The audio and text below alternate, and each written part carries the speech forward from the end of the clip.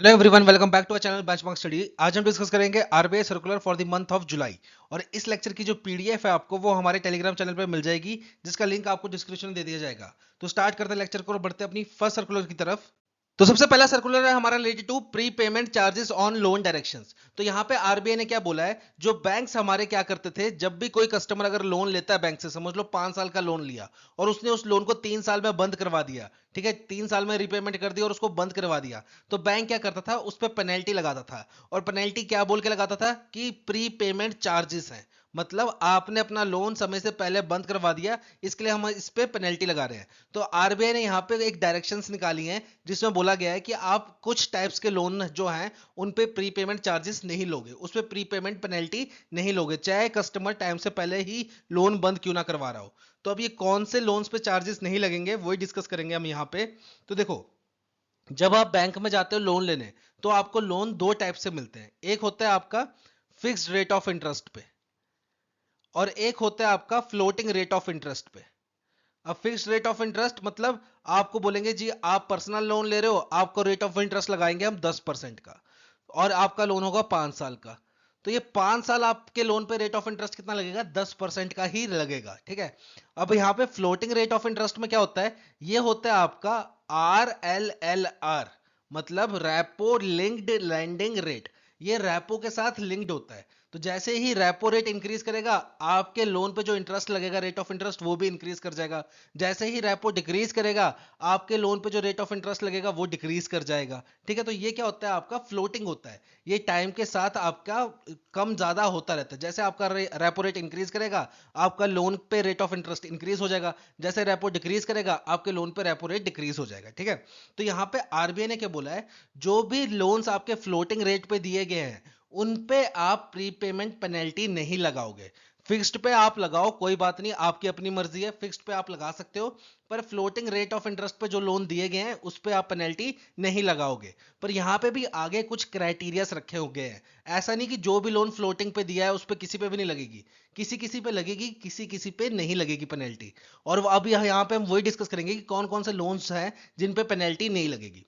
तो यहाँ पे आरबीआई ने बोला है, अगर आपने फ्लोटिंग पे अगर आपने फ्लोटिंग पे लोन दिया है, और वो लोन दिया है किसी इंडिविजुअल को पर्सनल यूज के लिए, इंडिविजुअल को दिया है आपने पर्सनल यूज के लिए, मतलब ये यहाँ पे कोई बिजनेस एक्टिविटी नहीं कर रहा उस लोन से, उस लोन को लेके कोई बिजनेस एक्टिविटी नहीं कर रहा, सिर्फ अपने पर्सनल यूज के लिए, जैसे कार परचेज कर रहा है, या फिर शादी कर रहा है किसी की, ठीक है, या फिर हाउस बना रहा है, घर बना रहा है अपना, ठीक है, हाउस लोन हो गया, जैसे कि अपने पर्सनल यूज के लिए वो पैसा इस्तेमाल किया जा रहा है, ना कि बिजनेस एक्टिविटी के लिए।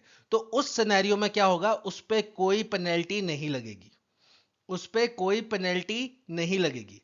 अगर एक व्यक्ति फ्लोटिंग रेट ऑफ इंटरेस्ट पे लोन ले रहा है, और उस लोन को पर्सनल यूज कर रहा है, मतलब उससे कोई बिजनेस एक्टिविटी नहीं कर रहा है, तो वो व्यक्ति अगर टाइम से पहले लोन फुलफिल करता है, लोन रिपे करता है, तो उस पर कोई पेनल्टी चार्ज नहीं कर सकता बैंक। ये बोला है आरबीआई ने। दूसरी बात और बोली है, दूसरी बात क्या बोली है, कि अगर कोई व्यक्ति बिजनेस के लिए लोन ले रहा है, बिजनेस के लिए, तो वो क्या होना चाहिए, पहली बात MS, micro and small enterprises होनी चाहिए। मीडियम इंटरप्राइजेस होगी तो उस पर बैंक पेनल्टी लगा सकता है, अगर वो टाइम से पहले रीपे कर रहा है लोन को। पर अगर माइक्रो एंड स्मॉल इंटरप्राइजेस है और उसने बिजनेस के लिए लोन लिया है, तो और वो फ्लोटिंग रेट पे है लोन, तो उसका लोन भी माफ हो जाएगा। पर यहां पे भी एक कंडीशन है। कंडीशन क्या है, कि जो बिजनेस के लिए लोन लिया है, वो लोन आपका दो चीज जगह से ले सकता है व्यक्ति। दो जगह क्लासिफाई की हैं, एक आपके जितने भी बैंक्स हो गए बड़े बड़े, जैसे एसबीआई, पीएनबी, फिर bank of Baroda, UCO bank, ये सब बैंक्स हो गए, ठीक है। इसमें एक्सक्लूड किसको किया है, स्मॉल फाइनेंस बैंक को, आरआरबीस को, and local area bank. Local area bank, इन तीन बैंक्स को एक्सक्लूड किया है। इनके अलावा बाकी बैंकों से अगर ये बिजनेस, जो माइक्रो स्मॉल इंटरप्राइजेस है, बिजनेस लोन ले रहा है बाकी बैंकों से, excluding small finance bank, regional rural banks and local area banks. साथ ही साथ हमारे को एक चीज और पता है, एनबीएफसी हैं, उनकी लेयर होती है, ठीक है। तो एनबीएफसी अपर लेयर से अगर लोन ले रहा है, या फिर जो हमारे कोऑपरेटिव बैंक्स हैं उनकी भी टीयर होती हैं, टीयर 1 2 3 4, जो 4 वाला है वो बड़ा बैंक होता है, ठीक है। तो यहाँ पे टीयर 4 अर्बन कोऑपरेटिव बैंक से लोन ले रहा है, ठीक है, तो यहाँ पे समझना, अगर जो बिजनेस के लिए लोन लिया जा रहा है वो लोन लिया जा रहा है एनबीएफसी अपर लेयर से, या फिर टीयर 4 अर्बन कोऑपरेटिव बैंक से, या फिर कोई शेड्यूल कमर्शियल बैंक से, excluding small finance bank, regional rural banks and local area banks, तब उसका लोन क्या हो जाएगा, आपका माफ हो जाएगा, उसके पे कोई पेनल्टी नहीं लगेगी। अगर किसी माइक्रो एंड स्मॉल इंटरप्राइजेस ने बिजनेस लोन लिया है आपका एनबीएफसी अपर लेयर से, या फिर टीयर 4 अर्बन कोऑपरेटिव बैंक से, या फिर हमारे बड़े बैंक्स हो गए जैसे पीएनबी, एसबीआई, तो इनसे क्या होगा, इन पे अगर ये टाइम से पहले लोन रीपे करते हैं तो इन पे कोई पेनल्टी चार्ज नहीं होगी। पर वहीं अगर ये माइक्रो स्मॉल इंटरप्राइजेस ने बिजनेस लोन लिया है किसी टीयर 1 से लेके टीयर 3 तक अर्बन कोऑपरेटिव बैंक इनसे, या फिर एनबीएफसी से, जो कि आपकी middle layer and bottom layer में आती हैं, NBFC middle layer and bottom layer में आती हैं, या फिर किसी स्मॉल फाइनेंस बैंक से, या फिर किसी आपके रीजनल रूरल बैंक से, या फिर किसी लोकल एरिया बैंक से, तो उसमें क्या सिनेरियो बोला है, इनका अगर loan value less than 50 lakhs है तब आप इससे कोई पेनल्टी नहीं लोगे, और 50 लाख से ऊपर का लोन है और उसको ये टाइम से पहले बंद करते हैं तब आप इससे पेनल्टी ले सकते हो। ठीक है, तो यहां पे हमने क्या करना है, देखो सबसे पहले हमने क्या चेक करना है कि जो लोन बांटा गया है वो आपका फ्लोटिंग पे बांटा गया है या फिक्स्ड रेट ऑफ इंटरेस्ट पे। अगर फिक्स्ड रेट ऑफ इंटरेस्ट पे है तो उस पर पेनल्टी चार्ज कर सकता है बैंक। अगर फ्लोटिंग पे है तो उसमें हम सबसे पहले क्या देखेंगे कि जो लोन दिया गया पर्सनल यूज के लिए दिया गया है, अगर हाँ तो इस पे पेनल्टी माफ होगी, चाहे फिर वो पर्सनल के लिए लोन जो लिया गया है वो किसी भी जगह से लिया गया हो, लोकल एरिया बैंक से लिया गया हो, स्मॉल फाइनेंस बैंक से लिया गया हो, रीजनल किसी से भी लिया गया हो, हमें कोई देखने की जरूरत ही नहीं है। अगर फ्लोटिंग रेट ऑफ इंटरेस्ट पे लोन लिया है और लोन लिया है पर्सनल यूज के लिए तो उस पर कोई पेनल्टी नहीं लगेगी। पर अगर फ्लोटिंग पे लोन लिया है और वो लिया है बिजनेस पर्पस के लिए, तो इसमें हम दो क्राइटेरिया है। पहला क्राइटेरिया क्या, अगर ये लोन लिया गया है हमारा शेड्यूल कमर्शियल बैंक से, excluding small finance bank, RRBs and local area bank, इनको एक्सक्लूड कर देना है हमने। और अगर एनबीएफसी से लोन ले रहा है तो एनबीएफसी कौन सी होनी चाहिए, अपर लेयर वाली। और अगर अर्बन कोऑपरेटिव बैंक से ले रहा है तो अर्बन कोऑपरेटिव बैंक कौन सा होना चाहिए, टीयर 4 वाला। और यहाँ पे जो बिजनेस के लिए लोन ले रहा है ये कौन सी एंटरप्राइजेस ले सकती है, सिर्फ माइक्रो एंड स्मॉल। तब क्या होगा, इन पे कोई पेनल्टी चार्ज नहीं होगी। पर वहीं अगर इसने बिजनेस के लिए लोन लिया है माइक्रो एंड स्मॉल इंटरप्राइजेस ने, किससे, स्मॉल फाइनेंस बैंक से, आरआरबी से, लोकल एरिया बैंक से, या फिर एनबीएफसी जो कि आती है हमारी मिडिल एंड बॉटम लेवल में, या फिर हमारी टीयर 1 से लेके टीयर 3 वाली अर्बन कोऑपरेटिव बैंक से, तब उस सिनेरियो में क्या होगा, अगर लोन का अमाउंट जो है 50 लाख से कम का है तब कोई पेनल्टी चार्ज नहीं होगी, और अगर लोन का अमाउंट जो है 50 लाख से ज्यादा का है तब उस पर पेनल्टी चार्ज कर सकता है बैंक।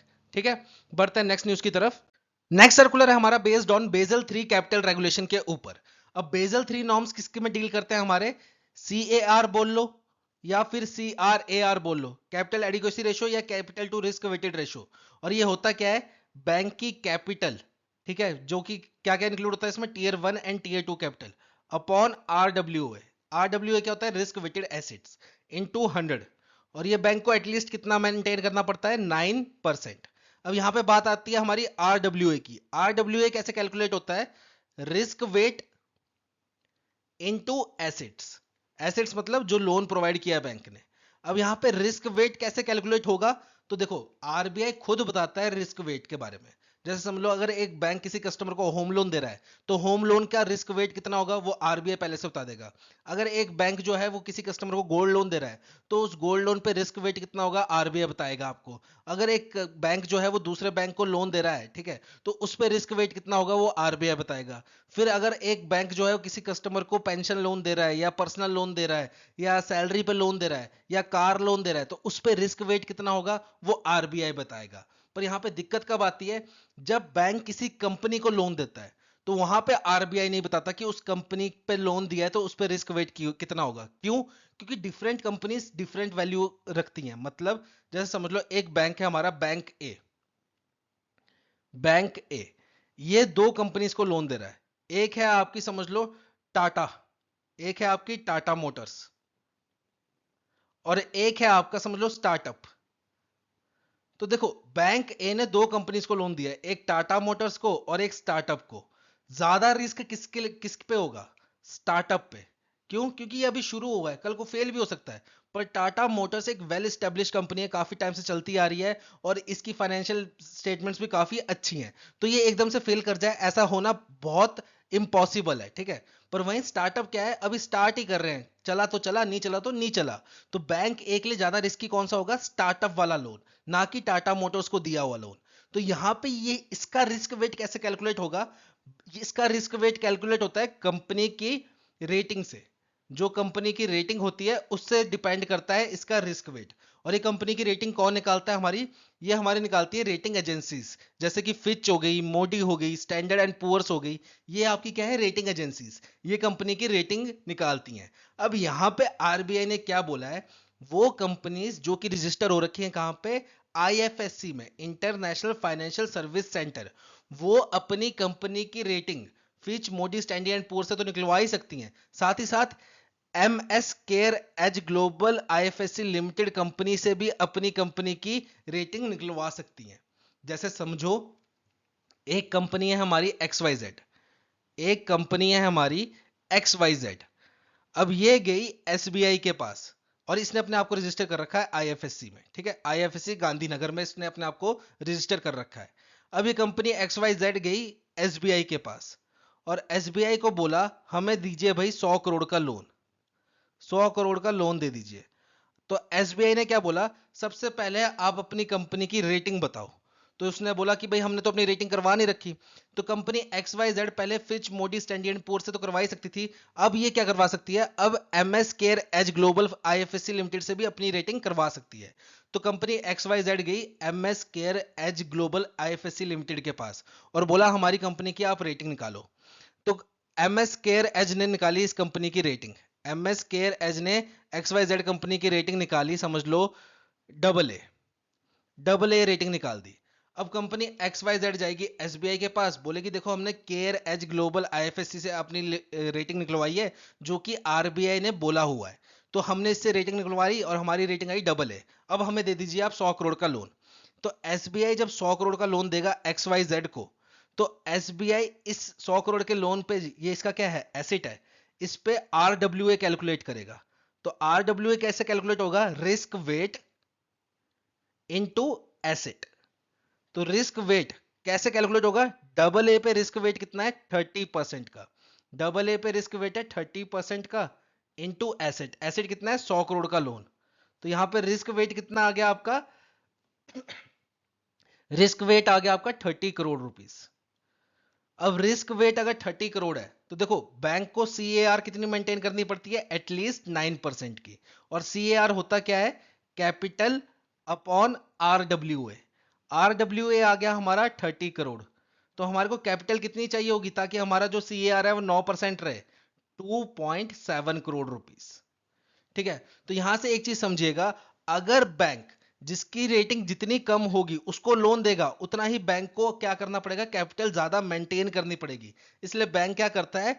अच्छी कंपनीज को लोन देना प्रेफर करता है। समझ लो इस एक्स वाई जेड कंपनी का, इस एक्स वाई जेड कंपनी की रेटिंग होती है BBB। और एसबीआई अगर इसको 100 करोड़ का लोन देता तो एसबीआई का आरडब्ल्यूए कितना आता? 100%, क्योंकि BBB पे कितना है? 100%। 100% इंटू एसेट, एसेट कितनी है? 100 करोड़ का लोन। तो यहाँ पे आरडब्ल्यूए कितना आ जाता है? 100 करोड़। तो इसके अगेंस्ट में कैपिटल कितनी मेंटेन करनी पड़ती है एसबीआई को? 9% इंटू 100 करोड़। तो ये कितना हो जाता है? 9 करोड़। तो देखो, अगर एसबीआई एक ऐसी कंपनी को लोन दे रहा है जिसकी रेटिंग है AA और उसको लोन दे रहा है 100 करोड़ का, तो एसबीआई को कैपिटल कितनी मेंटेन करनी पड़ रही है? 2.7 करोड़ की। वहीं एसबीआई अगर ऐसी कंपनी को लोन दे रहा है जिसकी रेटिंग है BBB और उसको लोन दे रहा है 100 करोड़ का, तो एसबीआई को कितनी कैपिटल मेंटेन करनी पड़ेगी? 9 करोड़। तो देखो, जितनी बेकार कंपनी को लोन देगा उतनी ज्यादा उसको क्या करनी पड़ेगी? अपनी कैपिटल मेंटेन करनी पड़ेगी, उतनी ज्यादा उसकी कैपिटल क्या हो जाएगी? ब्लॉक हो जाएगी। इसलिए बैंक क्या चाहते हैं? अच्छी कंपनीज को ज्यादा से ज्यादा लोन प्रोवाइड करना, ठीक है। तो यहां पे आप अपनी कंपनी की रेटिंग्स किससे निकाल सकते हो? अब MS Care Edge Global IFSC Limited से, ठीक है। बढ़ते हैं नेक्स्ट सर्कुलर की तरफ। नेक्स्ट है हमारा डिजिटल पेमेंट इंडेक्स। तो ये जो डिजिटल पेमेंट इंडेक्स है ये कौन पब्लिश करता है? हमारा आरबीआई। और ये साल में 2 बार पब्लिश किया जाता है, एक को किया जाता है आपकी मार्च की वैल्यू के लिए और एक सितंबर की वैल्यू के लिए। तो इस बार की जो मार्च 2025 की वैल्यू आई है वो कितनी आई है? 493.22। और इसको अगर कंपेयर किया जाए मार्च 2024 की वैल्यू से तो 10.7% का इंक्रीज है। मार्च 2024 की वैल्यू कितनी थी? 445.50। और वही अगर हम बात करें सितंबर 2024 की वैल्यू की तो वो कितनी थी? 465.33। अब देखो जो डिजिटल पेमेंट इंडेक्स है ये क्या बताता है कि इंडिया में जो डिजिटल पेमेंट है वो इंक्रीज कर रही है कि डिक्रीज कर रही है। ठीक है, अगर डिजिटल पेमेंट इंडेक्स जो है वो बढ़ रहा है तो इसका मतलब ज्यादा से ज्यादा लोग प्रेफर कर रहे हैं डिजिटल पेमेंट के लिए। ठीक है, वो अवॉइड कर रहे हैं कैश पेमेंट्स। ठीक है, कैश का यूज करना वो अवॉइड कर रहे हैं और प्रेफर कर रहे हैं डिजिटल पेमेंट को। पर वहीं अगर डिजिटल पेमेंट इंडेक्स डिक्रीज करता है तो इसका मतलब लोग डिजिटल पेमेंट को प्रेफर नहीं कर रहे हैं, वो प्रेफर कर रहे हैं कैश को। तो यहाँ पे देखिए डिजिटल पेमेंट इंडेक्स जो है वो हमारा लगातार इंक्रीज कर रहा है। अगर हम बात करें मार्च 2024 की तो मार्च 2024 में हमारा डिजिटल पेमेंट इंडेक्स कितना था? 445.50। फिर सितंबर 2024 में बढ़ के कितना हो गया? 465.33। और फिर मार्च 2025 में बढ़ के कितना हो गया? 493.22। मतलब डिजिटल पेमेंट इंडेक्स लगातार हमारा इंक्रीज कर रहा है। इसका मतलब ज्यादा से ज्यादा लोग प्रेफर कर रहे हैं डिजिटल पेमेंट्स के लिए। ठीक है, ज्यादा से ज्यादा लोग यूज कर रहे हैं डिजिटल पेमेंट का। तो मतलब डिजिटल पेमेंट जो है वो इंडिया में इंक्रीज हो रही है, एक्सपैंड हो रही है। अब ये जो डिजिटल पेमेंट इंडेक्स है इसके ऊपर कुछ आपके स्टैटिक के क्वेश्चन बन सकते हैं। सबसे पहला बार डिजिटल पेमेंट इंडेक्स का पब्लिश हुआ था तो ये हुआ था आपका जनवरी में। ठीक है, 1 जनवरी 2021 में। और बेस ईयर कौन सा लिया जा रहा है डिजिटल पेमेंट इंडेक्स में? बेस ईयर लिया जा रहा है मार्च 2018 को और उसका रेफरेंस पॉइंट कितना रखा गया है? 100। ठीक है, तो उससे कंपेयर कर रहे हैं हम बाकी सभी जो भी हम डाटा निकाल रहे हैं, बाकी जैसे मार्च 2024 का डाटा निकाला तो उसको कंपेयर किससे कर रहे हैं? मार्च 2018 से, कि उस टाइम कितनी थी और अब कितना इंक्रीज हो गया है। तो वैसे हम बेस ईयर किसको ले रहे हैं, रेफरेंस पॉइंट किसको ले रहे हैं? मार्च 2018 को। अब ये जो हमारा डिजिटल पेमेंट इंडेक्स है ये हमारा 5 पैरामीटर्स के ऊपर बेस्ड है। ठीक है, 5 पैरामीटर्स के ऊपर बेस्ड है। अब ये 5 पैरामीटर्स कौन कौन से हैं? पेमेंट इनेबलर्स, मतलब वो चीजें जो कि मेक श्योर करती हैं कि डिजिटल पेमेंट पॉसिबल हो सके। जैसे कि आपका इंटरनेट, मोबाइल, आधार, बैंक अकाउंट, जो कि इंश्योर करती है कि आप डिजिटल पेमेंट कर पाओ। तो पेमेंट इनेबलर्स, इसकी कितनी वेटेज है? 25% की। फिर पेमेंट इंफ्रास्ट्रक्चर डिमांड साइड, इसकी कितनी वेटेज है? 10% की। अब ये क्या चीज है पेमेंट इंफ्रास्ट्रक्चर डिमांड साइड? मतलब वो टूल्स जो कि अवेलेबल हैं फॉर डिजिटल पेमेंट्स। और किसके लिए? डिमांड साइड से, मतलब हम एज अ कस्टमर हमारे पास क्या क्या टूल्स हैं जिससे हम क्या कर सके? डिजिटल पेमेंट कर सके। तो हमारे पास क्या क्या टूल्स हैं? जैसे डेबिट कार्ड, क्रेडिट कार्ड। आपके पास जैसे आप दुकान में गए, उसने आपने कुछ सामान खरीदा, उसने कहा बिल पेमेंट कर दो, तो आपने उसकी मशीन में अपना डेबिट कार्ड स्वाइप कर दिया। जैसे आप पेट्रोल भराने जाते हो तो उनके पास एक मशीन होती है, उसमें आप अपना डेबिट कार्ड लगा दो, क्रेडिट कार्ड लगा दो। ठीक है, जिससे क्या हो जाएगा? आपकी पेमेंट हो जाएगी। तो ये क्या है? आपके डिमांड साइड के टूल्स हैं, जैसे debit card, credit card, pre payment instruments. जैसे कि आपका मेट्रो का कार्ड आता है, वो क्या होता है? आपका प्री पेमेंट इंस्ट्रूमेंट्स होता है। ठीक है, फास्टैग वो भी एक तरीके का प्री पेमेंट इंस्ट्रूमेंट है, क्योंकि आप पैसे पहले से डाल के रखते हो उसमें और जैसे टोल टैक्स आता है वहां पे आपके पैसे कट जाते हैं। तो ये पेमेंट इंफ्रास्ट्रक्चर डिमांड साइड है, मतलब एज अ कस्टमर आपके पास क्या क्या टूल्स हैं जिससे आप पेमेंट कर सकते हो। फिर पेमेंट इंफ्रास्ट्रक्चर सप्लाई साइड, इसकी वेटेज है 15% की। और ये क्या है? एज अ मर्चेंट आप किस किस तरीके से पैसे ले सकते हो थ्रू कस्टमर्स। तो आप किस किस से ले सकते हो? जैसे पीओएस टर्मिनल्स हो गए, ठीक है, फिर एटीएम कार्ड हो गए, एटीएम मशीन्स हो गई, फिर आपका क्यूआर कोड्स हो गया। ये सब क्या है? पेमेंट इंफ्रास्ट्रक्चर सप्लाई साइड, मतलब वो टूल्स जिससे डिजिटल पेमेंट आप करवा सकते हो कस्टमर से, वो होते हैं आपके पेमेंट इंफ्रास्ट्रक्चर सप्लाई साइड। तो ये क्या है? आपका 15% वेटेज। फिर पेमेंट परफॉर्मेंस की वेटेज सबसे ज्यादा, ये कितनी है? 45% की। और इसमें क्या आता है कि एक्चुअल ट्रांजेक्शन्स कितनी हुई है as per volume, as per value, speed कितनी है ट्रांजेक्शन की, सक्सेस रेट कितना है ट्रांजेक्शन का, कि अगर मैं 10 बारी यूपीआई स्कैन कर रहा हूं तो 10 बारी पेमेंट हो रही है कि नहीं हो रही है। वो सब चीजें इंक्लूड की जाती है पेमेंट परफॉर्मेंस में। और इसकी वेटेज कितनी है? 45% की। लास्ट है आपका कंज्यूमर सेंट्रिसिटी, इसकी वेटेज कितनी है? 5% की। और इसमें क्या क्या आता है कि सेफ्टी कितनी है, सिक्योरिटी कितनी है, अगर कोई किसी को प्रॉब्लम है, किसी को कोई दिक्कत है तो वो अपनी कंप्लेन रेज करते हैं, तो ग्रीवियंस रेड्रेसल सिस्टम कैसा है, ठीक है, फिर यूजर को सेटिस्फेक्शन है कि नहीं यूजिंग डिजिटल पेमेंट, वो सब आपका किस में आता है, कंज्यूमर सेंट्रिसिटी में, और इसकी वेटेज कितनी है 5% की। तो ये वेटेज जरूर याद कर लेना, ठीक है, ये इंपॉर्टेंट है आपके एग्जामिनेशन पॉइंट ऑफ व्यू से। साथ ही साथ ये आपका आपका स्टैटिक वाला डाटा भी इंपॉर्टेंट है आपके एग्जामिनेशन पॉइंट ऑफ व्यू से, ठीक है। बढ़ते हैं नेक्स्ट न्यूज की तरफ। नेक्स्ट है हमारी फाइनेंशियल स्टेबिलिटी रिपोर्ट, जिसको पब्लिश कौन करता है, हमारा अगेन आरबीआई। तो देखो जो फाइनेंशियल स्टेबिलिटी रिपोर्ट है इसको बनाता कौन है, हमारा सब कमेटी, और ये सब कमेटी किसकी है, हमारी एफएसडीसी। एफएसडीसी क्या होता है, financial stability and development council. अब यहाँ पे एक चीज समझना, जो हमारी एफएसडीसी है इसके चेयरपर्सन कौन होते हैं, जो फाइनेंस मिनिस्टर होते हैं वो इसके चेयरपर्सन होते हैं, किसके, एफएसडीसी के।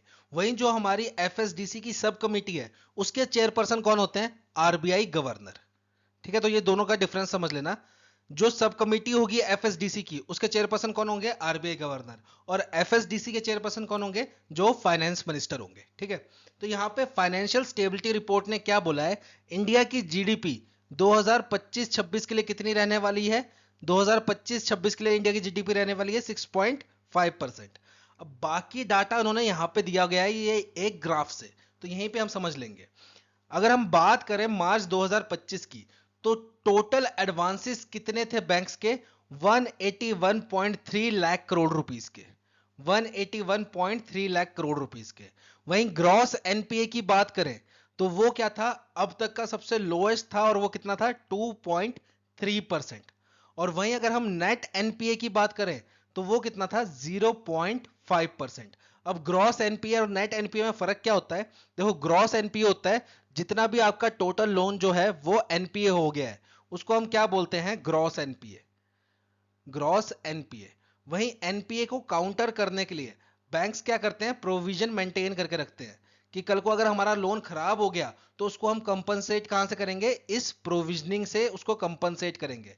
तो प्रोविजन के रूप में बैंक कुछ पैसा अलग से साइड में रखता है कि कल को अगर मेरा लोन खराब होता है तो उस खराब लोन की भरपाई मैं कहां से करूंगा, इस प्रोविजनिंग से करूंगा। तो नेट एनपीए क्या होता है आपका, gross NPA minus provision, gross NPA minus provision, इसको क्या बोलते हैं हम, नेट एनपीए। तो इसलिए आपका नेट एनपीए हमेशा ग्रॉस एनपीए से कम आता है, क्यों, क्योंकि ग्रॉस एनपीए होता है आपका टोटल जो लोन आपके खराब हुए हैं, और नेट एनपीए जो टोटल लोन खराब हुए हैं माइनस जो आपने प्रोविजनिंग से पैसा रखा हुआ है खराब लोन को एडजस्ट करने के लिए, उनका डिफरेंस, उसको बोलते हैं हम नेट एनपीए। तो ग्रॉस एनपीए कितना है 2.3% और नेट एनपीए कितना है 0.5%। वही हम अगर आरओए की बात करें, रिटर्न ऑन एसिड्स, तो ये कितनी है 1.4%। देखो हर जिस बैंक का एनपीए जितना कम होगा वो बैंक उतना अच्छा, जिस बैंक का नेट एनपीए जितना कम होगा वो बैंक उतना अच्छा, जिस बैंक का आरओए जितना ज्यादा होगा वो बैंक उतना अच्छा। आरओए होता क्या है, net profit, net profit after tax, tax के अलावा टैक्स देने के बाद जो प्रॉफिट बचा upon average total assets, average total assets. अब देखो जिस बैंक का आरओए जितना ज्यादा होगा उसका मतलब क्या है कि उसने अपनी एसेट्स को प्रॉपरली यूज किया है, और जिस बैंक का आरओए जितना कम होगा उसका मतलब क्या है, उसने अपनी एसेट्स को प्रॉपरली यूज नहीं किया है। तो जिस बैंक का आरओए जितना ज्यादा वो बैंक उतना ज्यादा अच्छा, ठीक है। फिर सी आर ए आर क्या होता है, ये हम पहले डिस्कस कर चुके हैं, कैपिटल एडिक्वेसी रेशो या capital to risk weighted ratio. ये क्या होता है, capital upon R W A, ठीक है। और जिस बैंक का सी आर ए आर जितना ज्यादा होगा वो बैंक उतना ज्यादा स्टेबल होगा। तो सी आर ए आर कितना है इस बारी 17.3%। वहीं अगर हम एलसीआर की बात करें, एलसीआर क्या है, लिक्विडिटी कवरेज रेशो, ठीक है। तो ये बैंक्स को ज्यादातर 100% मेंटेन करनी ही चाहिए। लिक्विडिटी कवरेज रेशो हमने बहुत बार पढ़ रखा है तो मैं यहाँ पे समझाऊंगा नहीं। बेसिकली क्या होता है, एस्टिमेट होता है कि आने वाले टाइम में अगले 30 दिन में बैंक से कितना पैसा बाहर निकलेगा, उसे हम बोलते हैं लिक्विडिटी कवरेज रेशो, ठीक है। तो ये कितना है आपका 132.6%। बैंक को एटलीस्ट 100% मेंटेन करना ही चाहिए, ठीक है। ज्यादा मेंटेन करेंगे ज्यादा अच्छी बात है, ठीक है। बात करते हैं हम पीसीआर की। पीसीआर क्या होता है आपका, प्रोविजन कवरेज रेशो। ये क्या होता है आपका, total provision, total provision upon gross NPA, अभी हमने समझा कि प्रोविजनिंग क्या होती है। बैंक अलग से पैसा साइड में रखता है ताकि कल को अगर लोन खराब होएगा तो उस लोन की भरपाई कहां से करेगा, प्रोविजनिंग से। तो पीसीआर क्या होता है आपका, total provisioning upon gross NPA, और ये कितनी है 76.3। देखो पीसीआर ज्यादा होना चाहिए, ठीक है, ये आपका जितना ज्यादा होगा उतना बैंक के लिए अच्छा है। मतलब अब यहां पे देखो 76.3%, मतलब अगर 100 रुपए का एनपीए है बैंक का, अगर 100 रुपए का एनपीए है बैंक का, तो बैंक के पास प्रोविजनिंग के रूप में कितना पैसा है, 76.3 रुपीज ही है। तो ये पीसीआर जो है ये ज्यादा होना चाहिए, 100% होना चाहिए, कि कल को जितना भी लोन एनपीए हो रहा है उसकी भरपाई करने के लिए बैंक के पास अलग से पैसा है। तो ये जितना इंक्रीज करेगा उतना बैंक के लिए अच्छा है। तो ये कितना है 76.3। और वहीं अगर हम स्लिपेज परसेंटेज की बात करें तो ये कितना है 1.4%। स्लिपेज परसेंटेज होता क्या है, अगर मैं बात करूं स्लिपेज परसेंटेज की, स्लिपेज परसेंटेज, तो ये होता क्या है आपका fresh NPA, fresh NPA upon standard advances. मतलब कितने लोन आपके नॉर्मल चल रहे हैं वो आएगा नीचे, कितने लोन जो हैं जो कि आपके नॉर्मल चल रहे हैं, मतलब कोई उसमें एनपीए नहीं है, कोई उसमें ईएमआई मिस नहीं है, जो कि आपके नॉर्मल अच्छे तरीके से चल रहे हैं, वो आएगा आपका नीचे। और ऊपर क्या आएगा, जो लोन आपके फ्रेश एनपीए हुए हैं।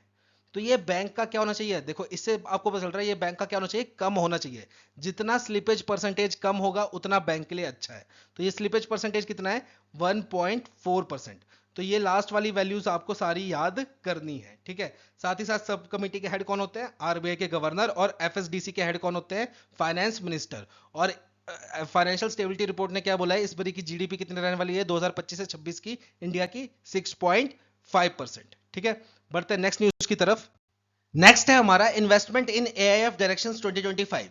अब यहाँ पे एआईएफ क्या होता है, हमारा अल्टरनेटिव इन्वेस्टमेंट फंड। ये हमने पहले भी बहुत बार डिस्कस कर रखा है, तो यहाँ पे शॉर्टकट में समझेंगे।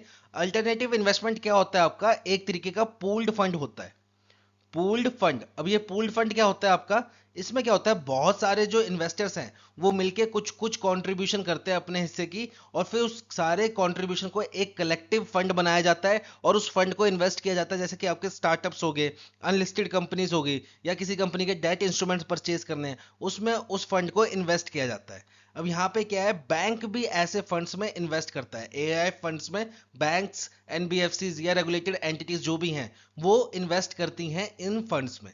तो यहाँ पे आरबीआई ने क्या है, डायरेक्शन दे दिया है कि अगर जो भी रेगुलेटेड एंटिटीज हैं, रेगुलेटेड एंटिटीज मतलब जिनको आरबीआई रेगुलेट करता है, जैसे कि आपके बैंक्स हो गए, एनबीएफसीज हो गई, फिर आपका एआईएफआई हो गया, ऑल इंडिया फाइनेंशियल इंस्टीट्यूशंस, ऐसे जो भी एंटिटीज हैं जिसको आरबीआई रेगुलेट करता है उसको क्या बोलते हैं हम, रेगुलेटेड एंटिटीज। तो यहाँ पे आरबीआई ने क्या किया है, रेगुलेटेड एंटिटीज के लिए एक डायरेक्शन निकाल दी है। उस डायरेक्शन में लिखा गया है अगर आपने किसी एआईएफ में इन्वेस्ट करना है तो आपको क्या क्या बातें ध्यान में रखनी पड़ेंगी। तो वही चीज हम यहाँ पे डिस्कस करेंगे। तो यहाँ पे एग्जाम्पल के साथ ही चलते हैं, पॉइंट्स वाइज आपको समझ आ जाएगा। सपोज एक एआईएफ है, अल्टरनेटिव इन्वेस्टमेंट फंड, और इसका कॉर्पस है 200 करोड़ का, 200 करोड़ का। अब एसबीआई चाहता है कि मैं इस एआईएफ में इन्वेस्ट करूं, तो एसबीआई मैक्सिमम कितने अमाउंट की इन्वेस्टमेंट कर सकता है इसमें, 10%, यानी कि 20 करोड़ की। तो यहां पे एक चीज समझिएगा, अगर किसी सिंगल रेगुलेटेड एंटिटी ने एआईएफ स्कीम में इन्वेस्ट करना है तो वो मैक्सिमम कितना इन्वेस्ट कर सकती है, 10% ऑफ कॉर्पस, 10% ऑफ कॉर्पस, अगर कोई सिंगल एंटिटी इन्वेस्ट कर रही है। अब यहां पे एक चीज और समझिएगा, समझ लो यही एआईएफ था जिसका कॉर्पस था हमारा 200 करोड़ का। अब इसकी रिटर्न काफी अच्छी है, तो एसबीआई तो सोच ही रहा है इसमें इन्वेस्ट करने के लिए, साथ में पीएनबी भी सोच रहा है, साथ में बैंक ऑफ बड़ौदा भी सोच रहा है, साथ में यूको बैंक भी सोच रहा है। अब यहां पे क्या बोला आरबीआई ने कि अगर एक से ज्यादा रेगुलेटेड एंटिटीज जो हैं वो किसी एआईएफ में इन्वेस्ट करना चाह रही हैं, सेम एआईएफ में, तो वहां पे क्राइटेरिया क्या होगा, टोटल 20%। देखो अगर हम पहले वाला कंडीशन माने कि एक एआईएफ में एक रेगुलेटेड एंटिटी कितना कर सकती है 10%, तो उस हिसाब से यहां पे क्या हो जाता है, 10% एसबीआई का हो जाता है, 10% पीएनबी का, 10% बैंक ऑफ बड़ौदा का, 10% यूको बैंक का, तो ये टोटल कितना हो जाता है 40%। तो यहाँ पे इस एआईएफ में आधे से ज्यादा मतलब लगभग आधा पैसा किसका हो गया, बैंक्स का ही हो गया। तो यहाँ पे आरबीआई ने क्या बोला है, कल को अगर ये एआईएफ फंड रिटर्न ना दे तो हमारे इतने सारे बैंक्स का नुकसान हो जाएगा एक साथ। तो उसको बचाने के लिए आरबीआई ने क्या बोला है कि अगर किसी एक सिंगल एआईएफ में एक से ज्यादा रेगुलेटेड एंटिटी इन्वेस्ट करना चाहती हैं तो उनके लिए मैक्सिमम क्राइटेरिया कितना होगा, 20% का।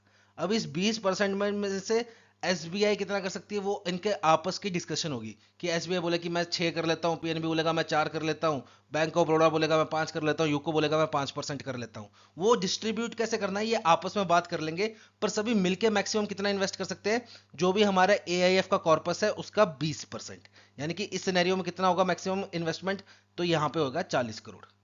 तो ये चीज समझना, अगर कोई सिंगल रेगुलेटेड एंटिटी इन्वेस्ट करना चाहती है तो उसके लिए क्या है क्राइटेरिया, 10% का। पर अगर एक से ज्यादा रेगुलेटेड एंटिटीज एक सेम एआईएफ में इन्वेस्ट करना चाहती हैं तो उनके लिए क्या होगा, मैक्सिमम क्राइटेरिया 20% का। ठीक है, अब यहां पे समझ लो एसबीआई किसी एक अलग एआईएफ में इन्वेस्ट कर रहा है, पीएनबी किसी अलग एआईएफ में इन्वेस्ट कर रहा है, बैंक ऑफ बड़ौदा किसी अलग में कर रहा है, यूको किसी अलग एआईएफ में इन्वेस्ट कर रहा है, तब इनके लिए क्राइटेरिया 10-10% का होगा। पर ये चारों अगर किसी एक सिंगल एआईएफ में इन्वेस्ट करना चाह रहे हैं तो इनके लिए क्राइटेरिया क्या हो जाएगा, 20% का, कि ये सारे मिलकर मैक्सिमम कितना इन्वेस्ट कर सकते हैं, 20% ऑफ एआईएफ। ठीक है, तो ये चीज यहां पे क्लियर हो गई। पहला क्या, कि अगर एक सिंगल आरई इन्वेस्ट करना चाह रही है एआईएफ में तो उसके लिए क्राइटेरिया क्या है, मैक्सिमम 10% का। और वहीं एक से ज्यादा आरई एक सिंगल एआईएफ में इन्वेस्ट करना चाह रही हैं तो उनके लिए मैक्सिमम क्राइटेरिया कितने का है, 20% का। ठीक है, तो ये पहले 2 पॉइंट क्लियर हो गए हमारे। अब तीसरा पॉइंट समझते हैं। तीसरा पॉइंट थोड़ा सा कॉम्प्लिकेटेड है, थोड़ा सा, तो इसको हम आराम से समझेंगे। ठीक है, पहले मैं आपको इसका क्राइटेरिया बता देता हूं, फिर हम एग्जाम्पल से समझ लेंगे कि बोलना क्या चाह रहे हैं। तो यहां पे आरबीआई ने क्या बोला है कि जैसे बैंक्स हैं, बैंक क्या करते हैं, कस्टमर्स को लोन देते हैं। ठीक है, तो बैंक है हमारा एसबीआई समझ लो, इसने एक कंपनी को लोन दे रखा है, कंपनी है हमारी एक्स वाई जेड कंपनी है, इसको एसबीआई ने लोन दे रखा है पहले से ही। अब क्या हुआ कि एसबीआई ने एक एआईएफ में इन्वेस्ट किया, एसबीआई ने एक एआईएफ में इन्वेस्ट किया, और इस एआईएफ ने क्या किया, डेट इंस्ट्रूमेंट परचेज कर लिए कंपनी एक्स वाई जेड के, डेट इंस्ट्रूमेंट परचेज कर लिए कंपनी एक्स वाई जेड के।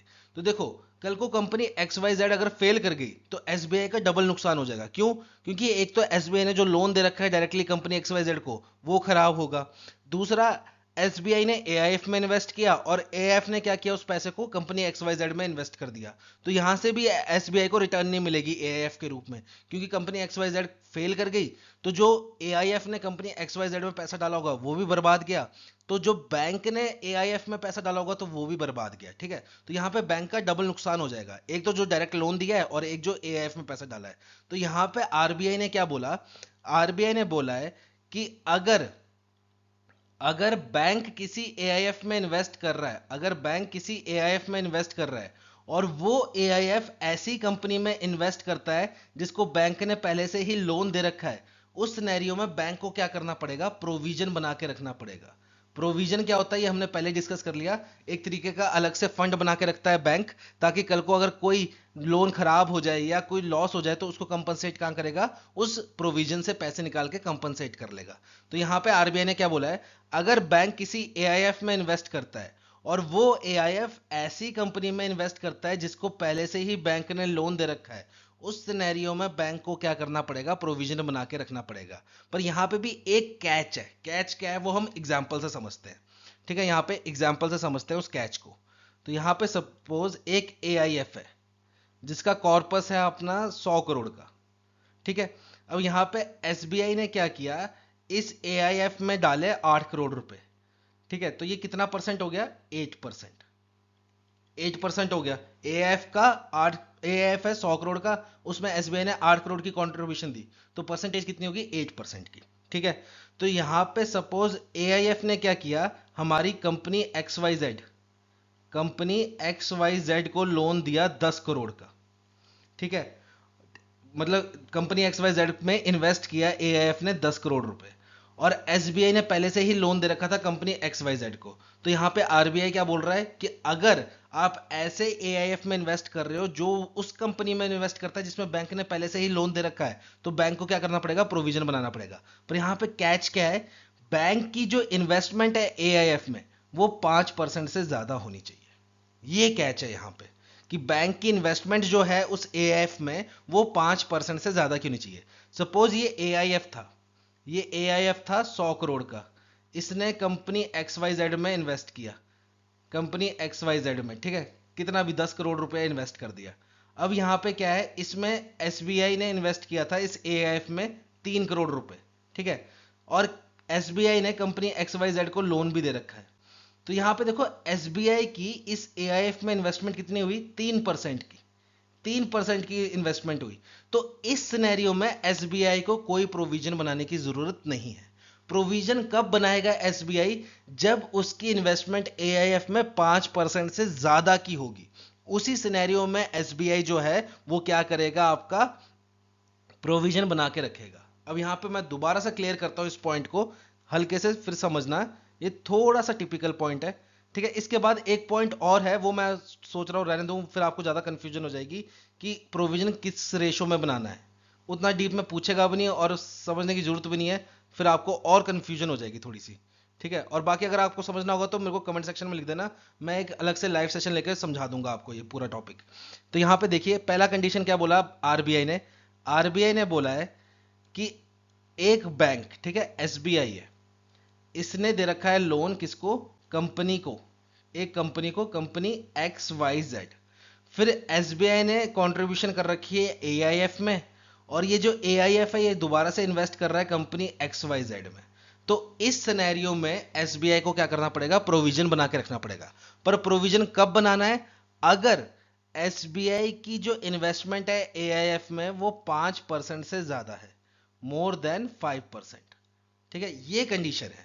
जैसे कि फिर से मैं बताता हूं, AIF है, इसका कॉर्पस है हमारा 100 करोड़ का, इसमें एसबीआई ने कंट्रीब्यूट किया है समझ लो 8 करोड़ रुपए। फिर AIF है, इसमें कंट्रीब्यूट, इसका कॉर्पस है 100 करोड़ का, इसमें एसबीआई ने इन्वेस्ट कर रखा है अपना समझ लो 3 करोड़ रुपए, ठीक है। अब यहां पे क्या हुआ, एसबीआई ने कंपनी XYZ को लोन दे रखा था, XYZ कंपनी को लोन दे रखा था।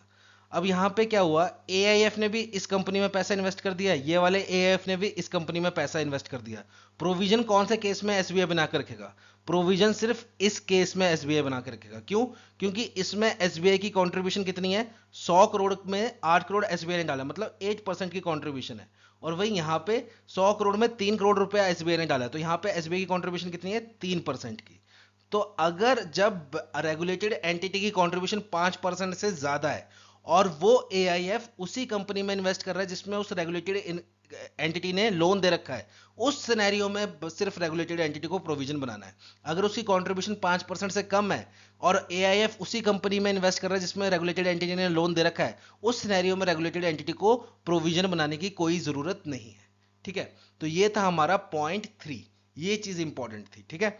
अगर एक बैंक, एक NBFC जिसने किसी कंपनी को लोन दे रखा है और वो कर रही है एक AIF में इन्वेस्ट, और वो AIF उसी कंपनी में इन्वेस्ट कर रहा है जिसमें बैंक या NBFC ने लोन दे रखा है, और अगर बैंक की इन्वेस्टमेंट AIF में 5% से ज्यादा है, तो बैंक को क्या करना पड़ेगा, प्रोविजन बना के रखना पड़ेगा। और अगर उसकी इन्वेस्टमेंट 5% से कम है तो उसको प्रोविजन बनाने की कोई जरूरत नहीं है, ठीक है। ये पॉइंट क्लियर है। अब बढ़ते हैं हम पॉइंट 4 की तरफ।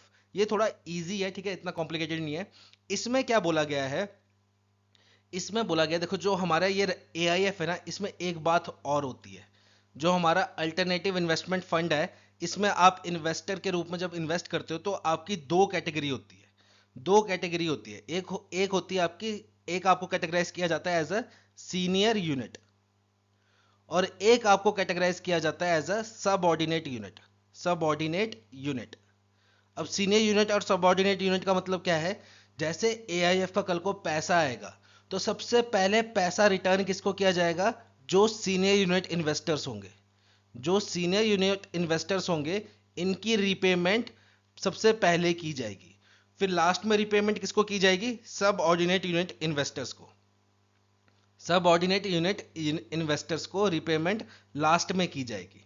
तो यहां पे RBI क्या बोल रहा है, अगर कोई बैंक, अगर कोई बैंक किसी AIF में इन्वेस्ट कर रहा है, किसी AIF में इन्वेस्ट कर रहा है as a subordinate unit, as a subordinate unit, तो जितने अमाउंट की वो इन्वेस्टमेंट कर रहा है उतना अमाउंट उसको अपनी कैपिटल में से माइनस करना पड़ेगा, ये चीज बोली है।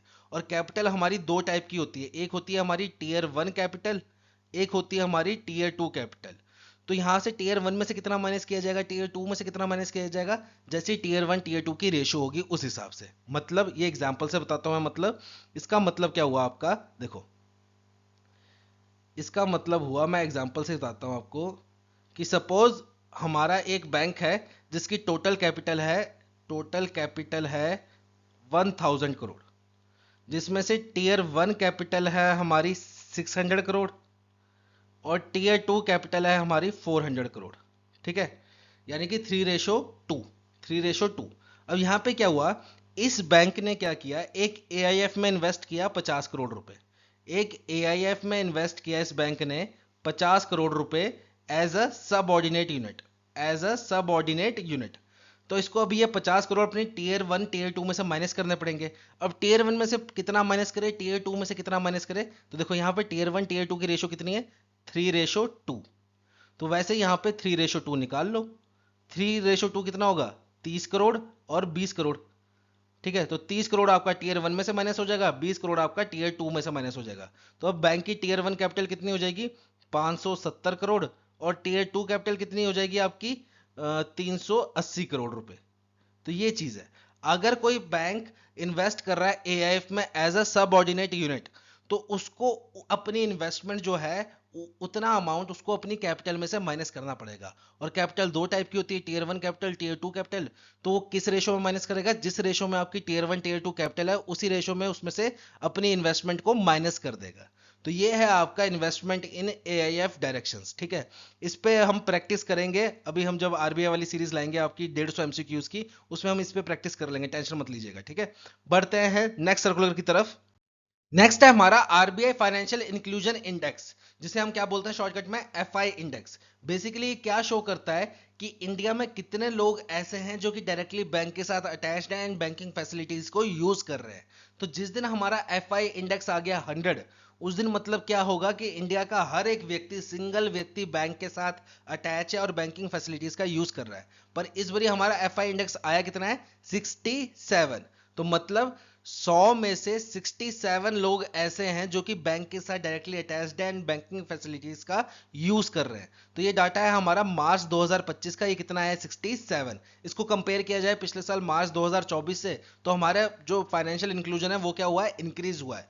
मार्च 2024 में कितना था, 64.2, अब ये बढ़ के कितना हो गया है, 67। तो ये देखो, जो हम फाइनेंशियल इंक्लूजन इंडेक्स निकालते हैं, ये किस के बेसिस पे निकालते हैं, तो ये हमारे 3 पैरामीटर के बेसिस पे निकाले जाते हैं एंड 97 इंडिकेटर्स के बेसिस पे। तो ये 97 इंडिकेटर्स कौन कौन से हैं ये इंपॉर्टेंट नहीं है, ये याद रख लेना कितने इंडिकेटर्स इंक्लूड किए जाते हैं, 97 कौन कौन से वो नहीं पूछेगा, पर आपके पैरामीटर्स पूछ सकता है, क्योंकि ये सिर्फ 3 है। और 3 कौन कौन से हैं, एक है आपका एक्सेस जिसकी वेटेज है 35%, एक है यूसेज जिसकी वेटेज है 45%, और एक है आपका क्वालिटी जिसकी वेटेज है 20%। एक्सेस में क्या आता है कि जैसे कि क्या हमारे पास इतने इनफ बैंक्स हैं, एटीएम्स हैं या डिजिटल पॉइंट्स हैं जिनको कस्टमर यूज कर पाए, तो ये सब किस में आता है, आपका एक्सेस में। फिर यूसेज में क्या आता है कि पीपल एक्चुअली में अपने अकाउंट ओपन कर रहे हैं कि नहीं कर रहे हैं, लोन ले रहे हैं बैंक से कि नहीं ले रहे हैं, इंश्योरेंस बाय कर रहे हैं कि नहीं कर रहे हैं, मतलब उस फैसिलिटीज को यूज कर रहे हैं कि नहीं कर रहे हैं, वो आता है आपका यूसेज में। और क्वालिटी में क्या आता है कि कस्टमर वेल एजुकेटेड है कि नहीं है अपने राइट्स के बारे में, उनको सर्विसेज फेयर मिल रही हैं कि नहीं मिल रही हैं, उनको सर्विसेज इजीली एक्सेसिबल है कि नहीं है, वो सब किस में आता है, आपका क्वालिटी में। ठीक है, तो ये है आपके 3 पैरामीटर्स जिनकी वेटेज याद रखना बहुत ज्यादा इंपॉर्टेंट है। और इसमें टोटल इंडिकेटर्स कितने इंक्लूड किए जाते हैं, 97 इंडिकेटर्स। ठीक है, बढ़ते हैं नेक्स्ट न्यूज की तरफ। नेक्स्ट न्यूज जो है आपकी वो इतनी इंपॉर्टेंट नहीं है, पर आरबीआई ने बोला तो हम पढ़ लेते हैं। ठीक है, तो ये बेस है आपका एईपीएस टच पॉइंट ऑपरेटर्स के ऊपर। तो एईपीएस क्या होता है, हमारा आधार इनेबल्ड पेमेंट सिस्टम।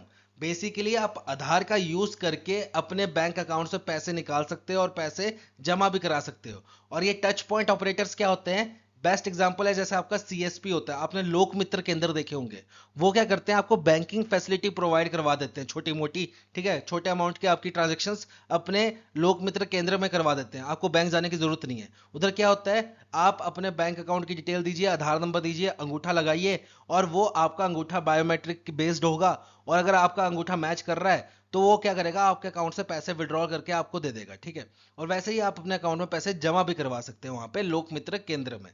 तो ये फैसिलिटी प्रोवाइड की जाती है आपकी लोक मित्र केंद्र के द्वारा, जिनको क्या बोला जा रहा है, टच पॉइंट ऑपरेटर्स। और ये क्या करते हैं, आधार इनेबल्ड पेमेंट सिस्टम, मतलब आधार के बेस पे आपकी पेमेंट करवाते हैं। आपका आधार नंबर डालेंगे, अंगूठा लगाएंगे, और अगर आपका अंगूठा मैच कर गया आपके आधार नंबर से तो आपको पेमेंट मिल जाएगी। तो यहाँ पे क्या बोला गया है, बैंक्स को क्या करना है कि अगर आप कोई भी टच पॉइंट ऑपरेटर्स को इनरोल कर रहे हो, उनको आप ऑन बोर्ड कर रहे हो, मतलब आप अलाउ कर रहे हो किसी व्यक्ति को कि आप अपना टच पॉइंट सेंटर खोल लो, तो उसके लिए आपको क्या करना पड़ेगा, सबसे पहले उस जो ऑपरेटर है उसकी प्रॉपर ड्यू डिलिजेंस करनी पड़ेगी। मतलब आपने उसकी प्रॉपर केवाईसी करनी है, उसकी आइडेंटिफिकेशन करनी है, पूरा वेरीफाई करना है कि जेन्युइन है पर्सन की नहीं है, ठीक है, कोई फ्रॉड प्रोन पर्सन तो नहीं है, ऐसा आपने पूरी डिटेल मेंशन करनी है। और फिर उसको अलाउ करना है कि वो अपना एटीओ सेंटर खोल सकता है कि नहीं। एटीओ का मतलब क्या है, ए से हो गया आपका आधार इनेबल्ड पेमेंट सिस्टम, और टीओ से क्या हो गया, टच पॉइंट ऑपरेटर, ठीक है। तो वो अपना एटीओ सेंटर खोल सकता है कि नहीं। दूसरी बात समझ लो, एक व्यक्ति है राहुल, राहुल ने क्या है, एटीओ खोल दिया, एटीओ खोल दिया, 1 साल प्रॉपर चलाया, ठीक है, 1 साल इसने प्रॉपर चलाया अपना एटीओ सेंटर। फिर क्या हुआ, कुछ भी दिक्कत आई, कोई भी दिक्कत हो जाए कि इसके घर में किसी की डेथ हो गई हो, या इसका कोई एक्सीडेंट हो गया, कुछ भी हुआ हो राहुल के साथ, बैंक को उससे कोई लेना देना नहीं है, ठीक है। अगर राहुल ने, जैसे समझ लो राहुल प्रॉपरली एटीओ सेंटर चला रहा है, फिर किसी भी कारणवश कोई भी XYZ रीजन की वजह से इसने 3 मंथ्स 3 मंथ्स कंसिक्यूटिव, मतलब लगातार 3 महीने कोई ट्रांजैक्शन नहीं की, फाइनेंशियल ट्रांजैक्शन नहीं की अपने एटीओ सेंटर में। कोई भी कारण हो सकता है, जैसे कि समझ लो इसका एक्सीडेंट ही हो गया, इसने 3 महीने अपना एटीओ सेंटर ही बंद रखा, या इसके घर में किसी की डेथ ही हो गई, ठीक है, कोई खास की डेथ हो गई, तो इसने 3 महीने अपना एटीओ सेंटर बंद रखा, उससे कोई मतलब नहीं है। अगर राहुल ने, जो कि पहले एक एटीओ चलाता था, ठीक है, आधार इनेबल्ड पेमेंट सिस्टम चलाता था, ठीक है, वो अपने कस्टमर से उधर फाइनेंशियल ट्रांजेक्शन करवाता था, पर किसी कारणवश इसने 3 महीने लगातार एक भी फाइनेंशियल ट्रांजेक्शन नहीं कराई, और 3 महीने बाद दोबारा इसने स्टार्ट करना चाहा फाइनेंशियल ट्रांजेक्शन करवाना अपने सेंटर में, तो इसको दोबारा से क्या करवाना पड़ेगा, पहले केवाईसी करवानी पड़ेगी अपनी। तो यहाँ पे इंपॉर्टेंट बात क्या है, क्वेश्चन आपका बस इस पे आ सकता है कि कितने महीने तक अगर एक एटीओ ऑपरेटर फाइनेंशियल ट्रांजेक्शन नहीं करवाता है तो उसको केवाईसी दोबारा करवानी पड़ेगी। तो यहां पे राइट आंसर क्या है, 3 मंथ्स। अगर 3 महीने लगातार कोई एटीओ ऑपरेटर अपने सेंटर से कोई फाइनेंशियल ट्रांजेक्शन नहीं करवाता है तो उसको क्या करवाना पड़ेगा, दोबारा से केवाईसी करवानी पड़ेगी बैंक के पास जाके, फिर वो अपने सेंटर से क्या कर सकता है, फाइनेंशियल ट्रांजेक्शन चालू कर सकता है। तो ये चीज इंपॉर्टेंट है यहाँ पे, क्या, 3 मंथ्स। बाकी कुछ खास इसमें इंपॉर्टेंट है नहीं, ठीक है। तो ये था आपका सर्कुलर। बढ़ते हैं नेक्स्ट न्यूज की तरफ। अब यहाँ पे बात करते हैं हम हमारे इंपॉर्टेंट वन लाइनर की। तो देखिए, जो पहली न्यूज है ये है थोड़ी समझने वाली, बाकी जो 3 न्यूज हैं इसमें आपको तो सीधा नाम ही याद करना पड़ेगा। तो पहली न्यूज के बारे में डिस्कस करते हैं। तो पहली न्यूज है हमारी related to floating rate saving bond, जिनको हम क्या बोलते हैं, FRSB। FRSB, अब देखो FRSB क्या होता है, ये एक तरीके का बॉन्ड होता है जिसमें आप पैसे इन्वेस्ट करते हो और आपको 6-6 महीने बाद उस पर इंटरेस्ट मिलता रहता है। तो और ये जो रेट ऑफ इंटरेस्ट इसका होता है ये फ्लोटिंग होता है, मतलब ये टाइम के साथ चेंज होता रहता है। और ये जो फ्लोटिंग रेट सेविंग बॉन्ड है FRSB है, इसका रेट ऑफ इंटरेस्ट कितना अनाउंस किया है इस वक्त RBI ने, 8.05%। अब यहाँ पे एक चीज देखिएगा, जो FRSB है इसका रेट ऑफ इंटरेस्ट डायरेक्टली किस पे डिपेंड करता है, हमारा NSC पे, नेशनल सेविंग सर्टिफिकेट पे। जो भी हमारा नेशनल सेविंग सर्टिफिकेट का रेट ऑफ इंटरेस्ट होगा उससे 0.35% ज्यादा रेट ऑफ इंटरेस्ट होगा किसका, FRSB का। तो नेशनल सेविंग सर्टिफिकेट का रेट ऑफ इंटरेस्ट कितना चल रहा है, 7.70। तो इसमें आप 0.35% ऐड कर दो तो FRSB का रेट ऑफ इंटरेस्ट आ जाएगा, वो कितना है, 8.05%। अब यहाँ पे आपसे 2-3 क्वेश्चन इंपॉर्टेंट और बन सकते हैं। वो क्या, क्या जो हमारा FRSB है ये टैक्सेबल है? तो पहला आंसर है आपका यस, FRSB जो है वो टैक्सेबल होता है, ठीक है। दूसरा, मिनिमम इन्वेस्टमेंट कितनी कर सकते हैं हम एक FRSB में? तो मिनिमम इन्वेस्टमेंट है आपकी 1000 की, और मैक्सिमम मैक्सिमम कोई लिमिट नहीं है, ठीक है। FRSB का टेन्योर, मैच्योरिटी कितने टाइम की होती है? तो FRSB की मैच्योरिटी होती है आपकी 7 ईयर्स की। FRSB की मैच्योरिटी होती है आपकी 7 ईयर की। और FRSB में जो इंटरेस्ट लगता है वो कैसे लगता है? तो FRSB में इंटरेस्ट आपका हाफ ईयरली लगता है।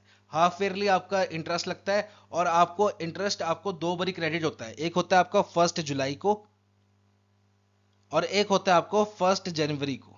मतलब समझ लो आपने एक FRSB है, ठीक है, एक FRSB है, इसमें आपने 1 लाख रुपया इन्वेस्ट किया, 1 लाख रुपया इन्वेस्ट किया इस FRSB में। इस पे रेट ऑफ इंटरेस्ट है 8.05%, ठीक है। तो यानी कि 8,050 रुपए का आपको रेट ऑफ इंटरेस्ट लगेगा साल में, साल का 8,050 रुपए। तो 6 महीने का कितना लगा, 4,025 रुपए। तो ये जो 4,025 रुपए है, ये आपको क्रेडिट होगा, एक आपको 1 जुलाई को, और दूसरा क्रेडिट होगा आपको 1 जनवरी को, ठीक है। साल में दो बारी आपको इंटरेस्ट मिलता है, कब कब, एक 1 जुलाई को और एक 1 जनवरी को। अब यहाँ पे एक क्वेश्चन और है, क्या हम FRSB जिसकी मैच्योरिटी 7 ईयर्स की है, इसको हम पहले तोड़वा सकते हैं? तो इसका आंसर है नहीं।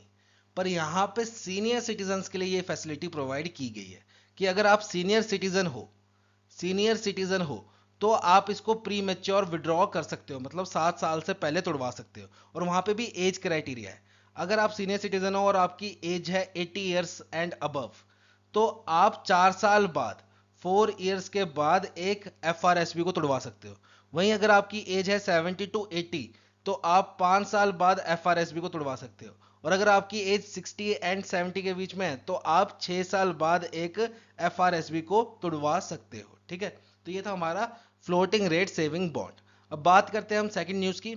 सेकंड न्यूज क्या है, एक्सफ्लो कंपनी जो है, एक्सफ्लो कंपनी है, इसको लाइसेंस मिल गया है RBI से to operate as an payment aggregator for cross border, ठीक है, payment aggregator for cross border transactions. Basically जो हमारा इंपोर्ट एक्सपोर्ट बिजनेस होता है, उसमें ये एक्सफ्लो अब ट्रांजैक्शन कर पाएगा। जैसे इंपोर्ट हो रहा है कोई चीज, तो ये बाहर पैसे भेज पाएगा, और एक्सपोर्ट हो रही है कोई चीज, तो बाहर से पैसे इंडिया ला पाएगा। कौन, ये एक्सफ्लो। अब ये काम करेगा as a payment aggregator for cross border transaction, ठीक है। नेक्स्ट न्यूज है हमारी कि RBI ने करेक्टिव एक्शन प्लान लगाया था किस पे, रेलिगेयर फिनवेस्ट लिमिटेड पे। और ये कब लगाया था, जनवरी 2018 में। अब RBI ने ये करेक्टिव एक्शन प्लान जो है इसको विड्रॉ कर लिया है। क्यों, क्योंकि अब जो ये रेलिगेयर फिनवेस्ट लिमिटेड है, इसकी फाइनेंशियल कंडीशन स्टेबल हो गई है। अब इसकी कंडीशन जो है वो स्टेबल हो गई है, ठीक है। इसलिए इस पे जो करेक्टिव एक्शन प्लान था वो विड्रॉ कर लिया RBI ने। और लास्ट न्यूज है हमारी क्या, NSDL पेमेंट बैंक जो है, ठीक है, NSDL पेमेंट बैंक जो है, जो कि सब्सिडरी है किसकी, NSDL की, नेशनल सिक्योरिटी डिपॉजिटरी लिमिटेड की, इसको लाइसेंस मिल गया है RBI से to work as an schedule bank, to work as an schedule bank. और कौन सी, RBI ने कौन सी पावर्स का यूज करके ये इसको लाइसेंस दिया है to work as an schedule bank? ये पावर मिलती है RBI को RBI एक्ट 1934 के सेक्शन 42(6)(a) से, ठीक है। तो ये था हमारा RBI circular for the month of July. बहुत जल्द मिलेंगे आपको नई वीडियो के साथ। Till then have a nice day.